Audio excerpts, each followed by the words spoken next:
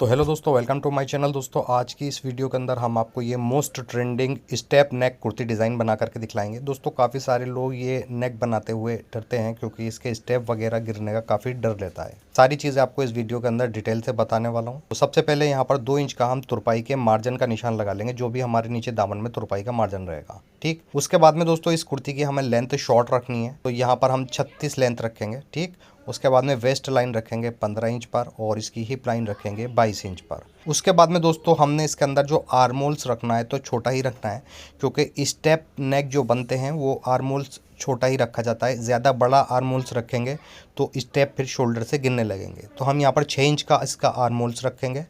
अगर दोस्तों आपका साइज़ बढ़ता है, फॉर एग्जांपल ये हमारा 38 साइज़ के अकॉर्डिंग हम इस कुर्ती को बना रहे हैं, अगर आपका साइज़ 40, 42, 44, 46, 48 भी हो जाता है, तब भी आपको 6.5 इंच से ज़्यादा मुड्डे की लेंथ नहीं रखनी है, क्योंकि साइड में फिटिंग के यहाँ पर चेस्ट के यहाँ पर मुड्डा जितना साइज़ बढ़ेगा मुड्डा ऑटोमेटिकली बढ़ जाएगा। ठीक है, अब दोस्तों इन सारे निशानों पर हमने स्ट्रेट मार्किंग कर लेनी है। अब दोस्तों जब तक हम इसकी मार्किंग कंप्लीट करते हैं तब तक आप वीडियो को लाइक करके चैनल को सब्सक्राइब ज़रूर कर लीजिए। यहाँ पर दोस्तों हमारे हिप का साइज़ रहेगा 40 और इसकी वेस्ट रहेगी 30 और चेस्ट रहेगा इसका 38 इंच। ठीक, हमारा ये साइज़ यहाँ पर रहेगा। सबसे पहले हमने हिप की ही मार्किंग यहाँ पर कर लेनी है। जैसे हमारा हिप 40 है, 40 का 1/4 यहाँ पर 10 इंच, 1 इंच की लूजिंग। ऐसे ही वेस्ट पॉइंट पर निशान लगाएंगे। 30 इंच कमर है, 30 का 1/4 भाग 7 इंच और इसमें 1 इंच की लूजिंग। ऐसे ही हिप है इसका 38 इंच, तो 38 का 1/4 भाग 9.5 और इसमें 1 इंच की लूजिंग। अब सिंपली दोस्तों फुटे की मदद से यहाँ पर हमने इस तरीके से मार्किंग कर लेनी है, यानी कि इन सारे निशानों को आपस में मिला लेंगे। अच्छा दोस्तों, ये जो हम स्टेप नेक बना रहे हैं इसके अंदर दोस्तों इस डिज़ाइन में शोल्डर के मेजरमेंट की ज़रूरत हमें नहीं पड़ती है। यहाँ पर सिर्फ हमें नेक की ब्रॉडनेस चाहिए होती है और ब्रॉडनेस ही ज़्यादा रखी जाती है इस नेक के अंदर। तो यहाँ पर आप 4 से 4.5 इंच के बीच में ब्रॉडनेस रख सकते हैं। तो यहाँ पर मैं 4.5 इंच की ब्रॉडनेस रखूँगा। नेक की डीपनेस हम यहाँ पर रखेंगे 7 इंच पर, और उसके बाद में जो ऊपर हमने ब्रॉडनेस का निशान लगाया ना, यही वाला निशान हमने यहाँ पर लगा देना है 4.5 इंच का। उसके बाद में यहाँ पर सिंपल इन दोनों निशानों पर स्ट्रेट लाइन बनाएंगे और इसके बाद में एक लाइन हमने ऐसे बना देनी, यानी कि एक चाकू और बॉक्स यहाँ बना लेंगे। अब दोस्तों यहाँ पर हमें स्टेप के लेंथ की ज़रूरत पड़ेगी, तो हम इसमें रखेंगे 3.5 इंच का स्टेप। आप 4 इंच का कर सकते हैं, बस आधा इंच अगर आप चाहें तो बढ़ा सकते हैं। अब इसके बाद में दोस्तों यहाँ पर हम इसके नेक की मार्किंग करेंगे। तो आप राउंड नेक भी इसके अंदर बना सकते हैं या हल्का सा वी शेप भी बना सकते हैं। तो मैं यहाँ पर हल्का सा वी शेप लूँगा और ये जो हमने 3.5 इंच का स्टेप का निशान लगाया यहाँ पर इसको मिला देंगे निशान को। अब इसके बाद में दोस्तों यहाँ पर हमने स्टेप की चौड़ाई कितनी रखनी है, तो आप आधा इंच की भी रख सकते हैं, 1 इंच की भी रख सकते हैं, या आप लोटी हुई डोरी भी लगा सकते हैं। बहरहाल हमें आधा इंच स्टेप की चौड़ाई रखनी है, तो यहाँ पर मैं 1 इंच का निशान लगाऊंगा। ठीक है, थोड़ा थोड़ा मार्जिन भी जाएगा दोनों तरफ गला स्टिच करने में, तो यहाँ पर 1 इंच का निशान लगाएंगे। अब इसी निशान को दोस्तों हमने यहाँ जो हमारा चेस्ट की फिटिंग का निशान लगा हुआ है इस कॉर्नर पर लाकर हल्के से राउंड शेप के साथ यहाँ पर मिला देना है। ठीक, ऐसे अगर आपको लगे थोड़ा सा आपका शेप ख़राब हो रहा है तो आप यहाँ पर शेप को अच्छे से राउंड शेप दे लें। मतलब एकदम डीपली भी राउंड शेप नहीं देना है, बस हल्का सा गोलाई देनी है। बस इसी के ऊपर दोस्तों, इसी निशान के ऊपर यहाँ पर हम इसका नेक भी कट करेंगे, यहाँ से ऐसे कट करके इसका आर्म होल्स भी कट कर देंगे।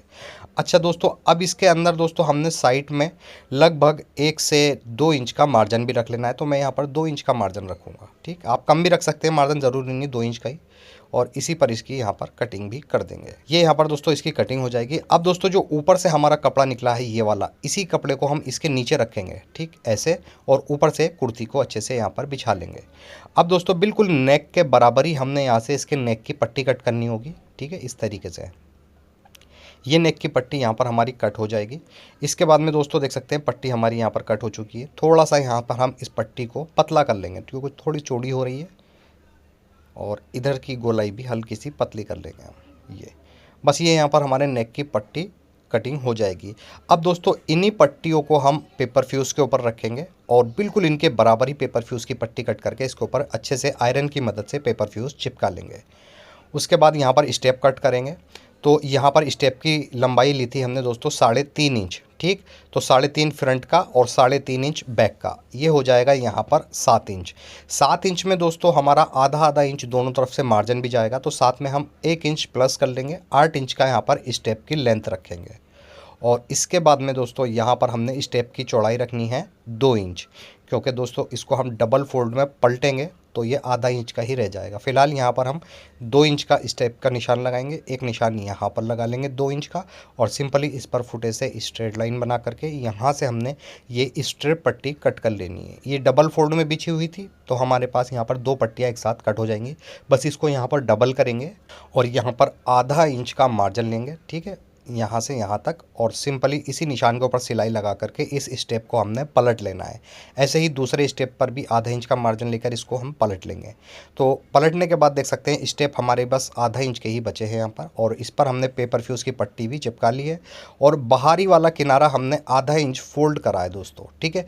ये सारी चीज़ें इतनी इंपॉर्टेंट नहीं है तो मैंने यहाँ पर स्किप कर दी हैं, वीडियो खामोखाई लंबी हो जाएगी।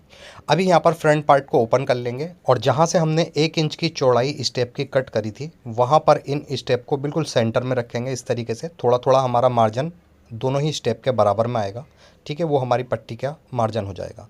अब दोस्तों इसके ऊपर से यहाँ पर ये हमने जो पेपर फ्यूज़ की पट्टी तैयार कर रखी है इसको रखेंगे इस तरीके से। बस एक पैर की सिलाई लगाएंगे और इसको हम यहाँ पर स्टिच कर देंगे। स्टिच करने के बाद सबसे पहले हम यहाँ नोक पर कट लगा देंगे और जितना भी हमारा नेक और आर्मोल्स की गोलाई है यहाँ पर हमने हल्के हल्के कट लगा देने हैं, ठीक है, इस तरीके से। उसके बाद में बस इस पट्टी को हम इस तरीके से पलटकर उल्टी तरफ यानी कि रॉन्ग साइड ले लेंगे और एक बार यहाँ पर इसके ऊपर अच्छे से प्रेस वगैरह कर लेंगे, ठीक, ताकि ये पट्टी हमारी अच्छे से बैठ जाए। तुरपाई वगैरह करने में हमें थोड़ी आसानी हो जाएगी और फिनिशिंग भी हमारे पीस के अंदर आ जाएगी पहले हम अगर प्रेस वगैरह कर लेंगे। इस तरीके से पट्टी देख सकते हैं इजीली बैठ जाएगी। बस लास्ट में हम इसके ऊपर तुरपाई वगैरह करेंगे। अब इसके बाद में दोस्तों यहाँ पर हम बैक पार्ट ले लेंगे और बैक पार्ट पर भी सेम पैटर्न से ही स्टेप अटैच करेंगे। तो बैक पार्ट के ऊपर यहाँ रखेंगे फ्रंट पार्ट और ये जो स्टेप है वहीं रखेंगे जहाँ हमने 1 इंच का निशान लगाकर स्टेप का कट करा था नेक पर, और ये दूसरा भी यहीं रखेंगे स्टेप। और उसके बाद में ये दूसरी वाली नेक की पट्टी हमने इसके ऊपर रखनी है सेम स्टेप को फॉलो करते हुए जैसे हमने फ्रंट में लगाई है उसी तरीके से एक पैर की सिलाई इसको यहाँ पर लगाकर अटैच कर देंगे।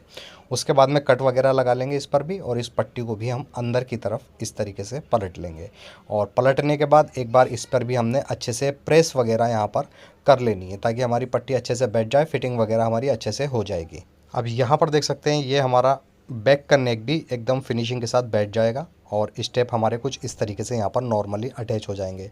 बस अब लास्ट में दोस्तों बस हमने इसकी फ़िटिंग को कंप्लीट करना है।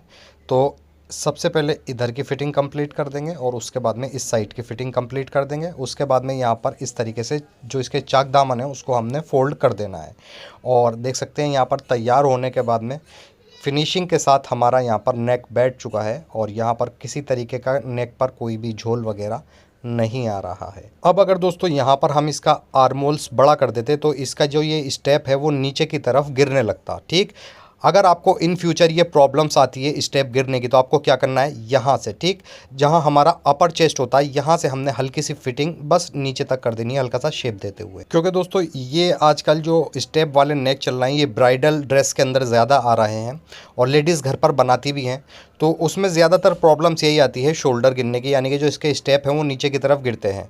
तो अगर आपके इन फ्यूचर ये स्टेप वगैरह नीचे की तरफ गिरते हैं तो आपकी फिर एक ही कमी होगी सूट के अंदर, अपर चेस्ट जो है आपका वहाँ पर आपकी प्रॉपर फिटिंग नहीं होगी। ज़रा सा भी अगर आपका ये अपर चेस्ट के यहाँ से लूज़ हो जाएगा कुर्ता तो फिर आपके ये शोल्डर गिरने लगेंगे। आई होप दोस्तों आपको समझ में आ गया होगा। वीडियो अगर पसंद आई तो प्लीज़ वीडियो को लाइक ज़रूर करें। अगर आप चैनल पर हमारे पहली बार आए हैं तो प्लीज़ चैनल को सब्सक्राइब करके बेल आइकन ज़रूर प्रेस करें। Thanks for watching.